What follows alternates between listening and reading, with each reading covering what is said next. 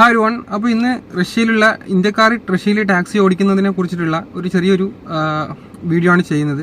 അപ്പോൾ റഷ്യയിൽ എങ്ങനെ ടാക്സി ഓടിക്കാം എന്നുള്ളതിനെ കുറിച്ചും അതുപോലെ തന്നെ റഷ്യയിൽ ടാക്സി ഓടിക്കാൻ പറ്റുമോ എന്നുള്ളതിനെ കുറിച്ചും അതിന് എന്തൊക്കെ ഡോക്യുമെന്റുകൾ നമുക്ക് വേണ്ടതായിട്ടുണ്ട് എന്നുള്ളതിനെ കുറിച്ചൊക്കെയാണ് ഇന്നത്തെ വീഡിയോയിലൂടെ പറയാൻ ആഗ്രഹിക്കുന്നത്. അപ്പോൾ എല്ലാവർക്കും മല്ലു ലൈഫ് ഇൻ റഷ്യ എന്ന പുതിയൊരു വീഡിയോയിലേക്ക് സ്വാഗതം. ഐ ഗേസ് എൻ്റെ പേര് ജാസ്.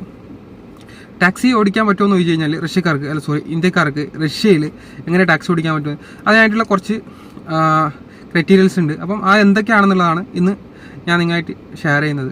അതായത് നിങ്ങൾക്ക് ടാക്സി ഓടിക്കാൻ പറ്റുമോ എന്ന് ചോദിച്ചു കഴിഞ്ഞാൽ എൻ്റെ അറിവിൽ റഷ്യയിൽ ഇന്ത്യക്കാർ ടാക്സി ഓടിക്കുന്നതായിട്ട് ഞാൻ ഇതുവരെ ആയിട്ടും ആരെയും കണ്ടിട്ടില്ല. കാരണം ഞാൻ ഒരു 5 വർഷത്തോളമായിട്ട് റഷ്യയിൽ ഉള്ളതാണ്. ഇന്ത്യക്കാർ ടാക്സി ഓടിക്കുന്നതായിട്ട് ആരും കണ്ടിട്ടില്ല.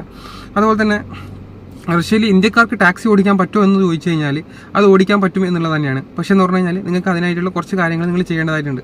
അതായത് ഇവിടുത്തെ ഒരു സാഹചര്യം അനുസരിച്ച് നിങ്ങൾക്ക് റഷ്യയിൽ ടാക്സി ഓടിക്കണമെന്നുണ്ടെങ്കിൽ നിങ്ങൾക്ക് മിനിമം 3 വർഷത്തെ എക്സ്പീരിയൻസ് ഉണ്ടായിരിക്കണം. അതായത് പുറത്ത് ടാക്സി ഓടിച്ചിട്ടുള്ള 3 വർഷത്തെ എക്സ്പീരിയൻസ് ഉണ്ടായിരിക്കണം. റഷ്യയിലെ ഡ്രൈവിംഗ് ലൈസൻസ് അത് നിങ്ങൾക്ക് എടുക്കാൻ പറ്റുവാണെന്നുണ്ടെങ്കിൽ അതാണ് ഏറ്റവും ബെനിഫിറ്റ്. അതുണ്ടെങ്കിൽ നിങ്ങൾക്ക് ധൈര്യമായിട്ട് റഷ്യയിൽ ടാക്സി ഓടിക്കാൻ പറ്റുമെന്നുള്ളതാണ്. അതുപോലെ തന്നെ റഷ്യയിൽ ടാക്സി അല്ലാതെ നോർമൽ വാഹനങ്ങൾ ഓടിക്കാൻ വേണ്ടിയിട്ട് നിങ്ങൾക്ക് നിങ്ങളുടെ ഇന്ത്യൻ ലൈസൻസ് തന്നെ ധാരാളമാണ്. അതായത് ഇന്ത്യൻ ലൈസൻസ് എന്ന് പറഞ്ഞു കഴിഞ്ഞാൽ നിങ്ങൾ ഇന്ത്യൻ ലൈസൻസ് നോട്ട് അഡ്ജസ്റ്റേഷൻ ചെയ്ത് ട്രാൻസ്ലേഷൻ ചെയ്ത് അതിനുശേഷം ഒരു ഡെബിറ്റ് കാർഡ് ക്രെഡിറ്റ് കാർഡ് പോലെ ആക്കിയിട്ട് നിങ്ങൾക്ക് റഷ്യയിൽ വണ്ടി ഓടിക്കാൻ പറ്റുമെന്നുള്ളതാണ് മറ്റൊരു കാര്യം. അത് നിങ്ങളുടെ പേഴ്സണലായിട്ടുള്ള യൂസിന് അതുപോലെ തന്നെ മറ്റു ഡെലിവറി ജോബ് അങ്ങനെയുള്ള ജോബ്സിനും കാര്യങ്ങളൊക്കെ ഇങ്ങനെ നിങ്ങൾക്ക് വണ്ടി റഷ്യയിൽ ഓടിക്കാൻ പറ്റും. ഇപ്പോൾ ടാക്സി ഓടിക്കാൻ കുറച്ച് ബുദ്ധിമുട്ടാണ്. അതായത് ഞാൻ അങ്ങനെ ഇന്ത്യൻസ് ആരും ടാക്സി ഓടിക്കുന്നതായിട്ട് കണ്ടിട്ടില്ല. പക്ഷേ നിങ്ങൾക്ക് ഇനി നാളെ ഫ്യൂച്ചറിൽ അതിനുള്ള ഒരു നല്ലൊരു ഓപ്ഷൻ വരാൻ സാധ്യത വളരെ കൂടുതലാണ്. നിങ്ങൾക്ക് ടാക്സി ഓടിക്കാൻ പറ്റുമായിരിക്കും. കാരണം ഇപ്പോഴത്തെ പുതിയ ഇതൊക്കെ അനുസരിച്ച് ഇപ്പം പലരും റഷ്യയിൽ ടാക്സി ഓടിക്കാനുള്ള കാര്യങ്ങളൊക്കെ നോക്കിക്കൊണ്ടിരിക്കുകയാണ്. ചില ആളുകൾ നമ്മുടെ സുഹൃത്തുക്കൾ തന്നെ ഇപ്പോൾ റഷ്യയിൽ ഒരുപാട് പേരുണ്ട്. അപ്പം അവരെ അതിൻ്റേതായിട്ടുള്ള കാര്യങ്ങൾ പഠിച്ചുകൊണ്ടിരിക്കുകയാണ്, എങ്ങനെയാണ് റഷ്യയിൽ ടാക്സി ഓടിക്കാം എന്നുള്ളതാണ്. അതുപോലെ തന്നെ ഒരു ടാക്സി ഓടിച്ചു കഴിഞ്ഞാൽ എത്ര വരുമാനം ഇൻകം നമുക്ക് മന്ത്ലി ഏൺ ചെയ്യാൻ പറ്റും എന്നുള്ളതാണ്.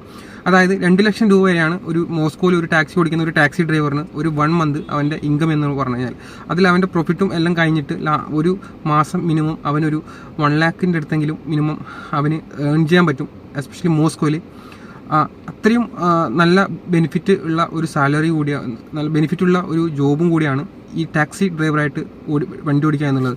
പക്ഷേ അതിന് ഒരുപാട് നിബന്ധനകളുണ്ട്. നിങ്ങൾ വിചാരിക്കുന്ന പോലെ ഈസി ആയിട്ടൊന്നും കിട്ടില്ല.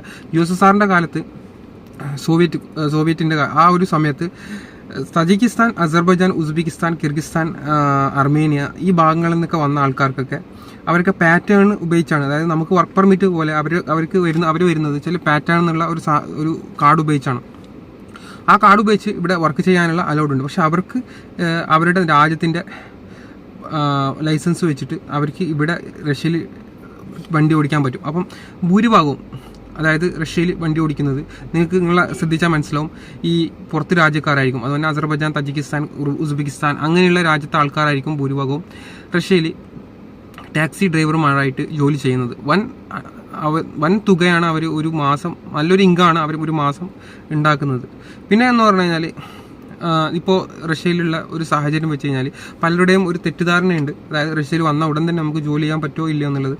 ഒരിക്കലും നിങ്ങൾക്ക് പറ്റത്തില്ല. നിങ്ങളെ പേപ്പർ വർക്കൊന്നും കഴിയാതെ നിങ്ങൾക്ക് ഒരിക്കലും പെട്ടെന്നൊന്നും ജോലിക്ക് കയറാൻ പറ്റില്ല. അപ്പോൾ അതിൻ്റേതായിട്ടുള്ള കുറച്ച് റൂൾസ് ആൻഡ് റെഗുലേഷൻസ് ഉണ്ട്. റഷ്യയിൽ വന്നു കഴിഞ്ഞാൽ കുറച്ച് മെഡിക്കലും നിങ്ങളുടെ നോട്ടറൈസേഷൻ, പാസ്പോർട്ട് ട്രാൻസ്ലേഷൻ, പിന്നെ അതുപോലെ തന്നെ അവിടെ നിന്നുള്ള വർക്ക് പെർമിറ്റ് കളക്ട് ചെയ്യണം. അതുപോലെ ഏത് സിറ്റിയിലാണോ നിങ്ങൾ ജോലി ചെയ്യുന്നത് ആ ജോലിയിൽ അവിടെ പോയിട്ട് അവിടെ നിന്ന് നിങ്ങൾക്ക് വണ്ടി ഉണ്ടെങ്കിൽ വണ്ടിക്ക് ഇന്ത്യൻ ലൈസൻസ് ഉണ്ടെങ്കിൽ അത് ട്രാൻസ്ലേറ്റ് ചെയ്യണം. അതുപോലെ തന്നെ നിങ്ങൾക്ക് ഏത് അപ്പാർട്ട്മെൻ്റ് ആണ് അപ്പാർട്ട്മെൻറ്റ് രജിസ്ട്രേഷൻ ചെയ്യണം. അങ്ങനെയുള്ള ഒരു കുറച്ച് ഫോർമാലിറ്റീസ് അവിടെ നിങ്ങൾക്കുണ്ട്. നിങ്ങൾ ഇതൊക്കെ കഴിഞ്ഞതിന് ശേഷം മാത്രമേ നിങ്ങൾക്ക് ജോലിയിൽ എൻ്റർ ചെയ്യാൻ പറ്റത്തുള്ളൂ. അപ്പോൾ അതിനുള്ള ഒരു ടൈം എന്ന് പറഞ്ഞു കഴിഞ്ഞാൽ ഒരു 10 ഡേയ്സ് മോസ്കോയിൽ ഒരു 10 ഡേയ്സിൻ്റെ അടുത്ത് നിങ്ങൾക്ക് അപ്പം ഏത് സിറ്റിയിലായാലും ഏത് ഒബ്ലാസ്റ്റിലായാലും ജോലി വരുന്നുണ്ടെങ്കിൽ അവിടെ നിങ്ങൾ നിൽക്കേണ്ടി വരും. അപ്പം വന്ന ഉടൻ തന്നെ നമുക്ക് ജോലി ഒരിക്കലും ചെയ്യാൻ പറ്റില്ല. ആ ഒരു ടൈം കഴിഞ്ഞതിന് ശേഷം മാത്രമേ നിങ്ങൾക്ക് ജോലിയിലേക്ക് എൻ്റർ ചെയ്യാൻ പറ്റത്തുള്ളൂ. അതുകൊണ്ട് പല ആളുകളും ഇപ്പം ഫാക്ടറി ജോബ്, ഇപ്പം അങ്ങനെ ഒരുപാട് ജോബുകൾ ഓഫർ ചെയ്യുന്നുണ്ട്. അപ്പം ഇങ്ങനെ ഓഫർ ചെയ്യുന്ന ജോബുകളുടെ ഡീറ്റെയിൽ നിങ്ങൾക്ക് അറിയണമെന്നുണ്ടെങ്കിൽ നിങ്ങൾ അവരായിട്ട് ചോദിക്കേണ്ട കുറച്ച് കാര്യങ്ങൾ ഞാൻ നിങ്ങൾക്ക് പറഞ്ഞുതരാം. അതായത് പല ആൾക്കാർക്കും അറിയില്ല ഇതെങ്ങനെയാണ് ഈ ഒരു ജോബ് വന്നു കഴിഞ്ഞാൽ. അത് ഞാൻ സെപ്പറേറ്റ് ആയിട്ട് വീഡിയോ ചെയ്യുന്നുണ്ട്. അതായത് ജോബിന് എങ്ങനെ നമുക്കിതൊരു പ്രോപ്പർ ജോബാണോ എന്നുള്ളത് എങ്ങനെ മനസ്സിലാക്കാൻ പറ്റുമെന്നുള്ളത് പല ആൾക്കാരും ചോദിച്ചിട്ടുണ്ടായിരുന്നു. അതിനുള്ള ഏറ്റവും നല്ലൊരു ഓപ്ഷൻ എന്ന് പറഞ്ഞു കഴിഞ്ഞാൽ നിങ്ങൾ ചോദിക്കേണ്ടത് കമ്പനി എവിടെയാണ്, കമ്പനി സിറ്റുവേറ്റ് ചെയ്യുന്നത് റഷ്യയിൽ എവിടെയാണ്, കമ്പനിയുടെ ഡീറ്റെയിൽ, കമ്പനിയുടെ ഇൻക്ലൂഡ് ഫോൺ നമ്പർ, കമ്പനിയുടെ ഫോൺ നമ്പർ നിങ്ങളത് അത് ചോദിക്കുക. പിന്നെ അതുപോലെ തന്നെ കമ്പനീൻ്റെ ഇന്ന income tax department tax payment ചെയ്യുന്നുണ്ടോ എന്നുള്ളതിൻ്റെ പേപ്പറും കൂടി നിങ്ങൾ നോക്കുക.